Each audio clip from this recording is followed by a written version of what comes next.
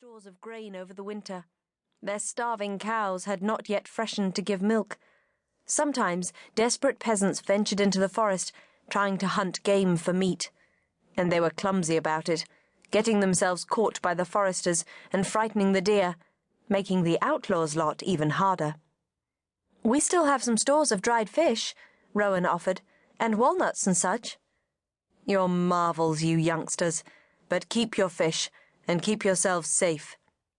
Robin hugged Rowan again, this time in farewell, then held her at arm's length by the shoulders to look at her. "Will you be all right?"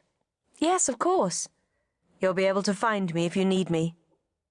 The Alphin blood in Rowan gave her certain powers, to comfort and heal with the touch of a hand, to sense the presence of hidden sweet water, and lately to similarly sense where in Sherwood was Robin Hood.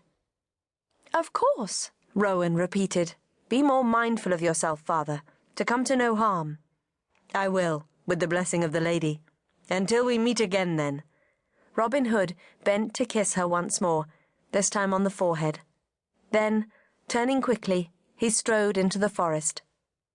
Rowan blinked, sighed, looked all around her for any sign of danger, then bent to her task again, gathering coltsfoot.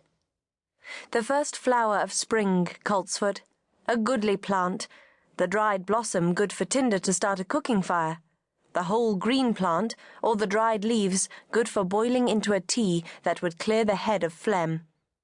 Rowan's eyes did not clear. They filled with tears, remembering a day in early springtime when she had gathered coltsfoot, then returned home only to scatter the golden blossoms on her mother's burned, dead body. "Toads take it, what's the matter with me?" Rowan grumbled to herself in a whisper.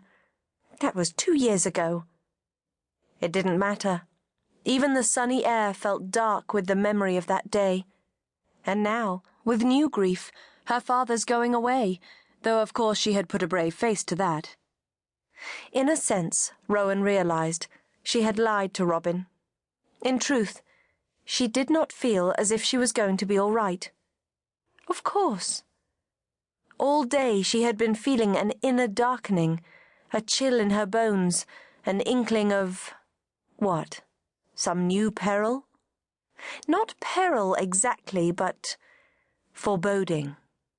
Wiping her eyes on her sleeve, Rowan straightened to look around again, at the hazel, elder, and blackthorn bushes edging Sherwood Forest, then the uplands, prickly with firs, then the stony meandering of the Nottingham Way.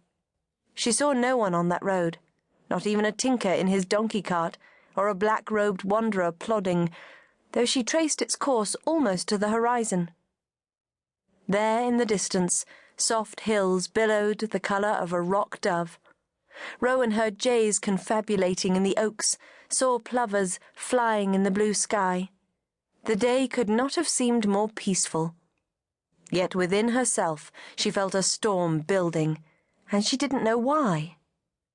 That morning, as she had left her rowan grove, the slender trees had whispered and sighed to her, "Goodbye, goodbye," as if she might never return, as if she might die.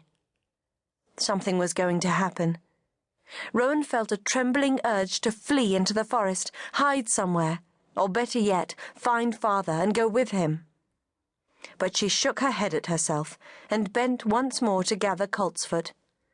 "No use running from it, whatever it is," she remarked to Tychel. Panting a white-fanged grin at her, the wolf-dog waved his plumy tail amid dried stems of last year's thistles, rattling their sear heads. Behind the rustling of the thistles, Rowan heard another sound, a kind of tapping or clattering, something with hooves moving on stones. Tychel lay calmly panting, so it could not be anything dangerous. Deer, perhaps, venturing out of the forest to feed on scant new grass.